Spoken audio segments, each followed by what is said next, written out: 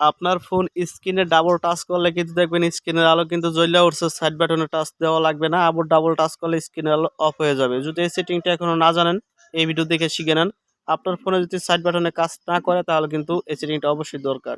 ফোনের screen double touch করে on of করার জন্য আপনাদের ফোনের সেটিংসে চলে আসতে হবে। তো এখান থেকে খুঁজে নেবেন ফোনের সেটিংস। তো আমি চলে আসলাম আমাদের ফোনের সেটিংসে। এই সেটিংসে ক্লিক করবেন। সেটিংসে ক্লিক করার পর আপনারা আস্তে আস্তে একটু উপরে যাবেন। উপরে যাওয়ার পরে এখান থেকে সেটিং যদি খুঁজে না পান তো সমস্যা নাই, কিভাবে খুঁজে বের করবেন তাও দেখাই যাচ্ছি আপনাদেরকে। এই যে এখানে দেখেন, যেখানে আমি ট্যাপ করছি শর্টকাট এবং অ্যাক্সেস গ্যালারি, তো এখানে আপনারা একটি টাচ করবেন।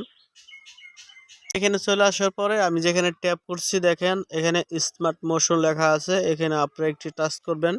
ওকে ভিউয়ার্স, আপনারা এখানে চলে আসবেন। আসার পরে দেখবেন স্মার্ট স্ক্রিন অন অফ লেখা আছে, যেখানে আমি ট্যাপ করছি এখানে একটি ট্যাপ করবেন। তারপর এখানে চলে আসতে পারবেন। ভিউয়ার্স, আপনাদেরকে আমি রিকোয়েস্ট করব, ভিডিওগুলো বানাতে একটু পরিশ্রম হয়, যদি একটা লাইক দেন, একটা কমেন্ট করেন, ভিডিও বানাইতে অসহায় বাড়ে। সো এখানে আসার পরে মাঝখানে একটি অপশন আছে, আপনাদের ক্ষেত্রে আপনাদের মোবাইলের ভার্সন বুঝে, মোবাইলের মডেল বুঝে সেটিং টু একটা দুটা টিকমার্ক কম থাকতে পারে।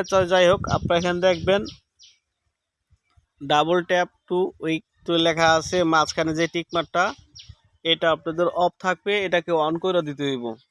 এই সেটিংটা অন করার পর এখন আপনার ফোনের স্ক্রিন ডাবল টাচ করলে কিন্তু দেখবেন সাথে সাথে স্ক্রিনের আলো জ্বলে উঠবে। আবার ডাবল টাচ করলে অটোমেটিক বন্ধ হয়ে যাবে, আপনার সাইড বাটনে টাচ করা লাগবে না। ঠিক আছে। আর এই সেটিংটা যারা খুঁজে না পান তো তাদের ক্ষেত্রে আমি দেখাই দিতেছি কীভাবে সার্চ করবেন। ফোনের সেটিংসে ক্লিক করবেন। আমি ফোনের সেটিংসে আসলাম। আসার পরে দেখবেন এখানে সার্চ বার আছে, এই সার্চ বারে আপনারা লিখবেন, তারপর এইভাবে লিখে দেবেন স্মার্ট স্ক্রিন অন অফ। লিখলে দেখবেন একটি লিঙ্ক এখানে পেয়ে যাবেন, লেখা শো করবে নিচে।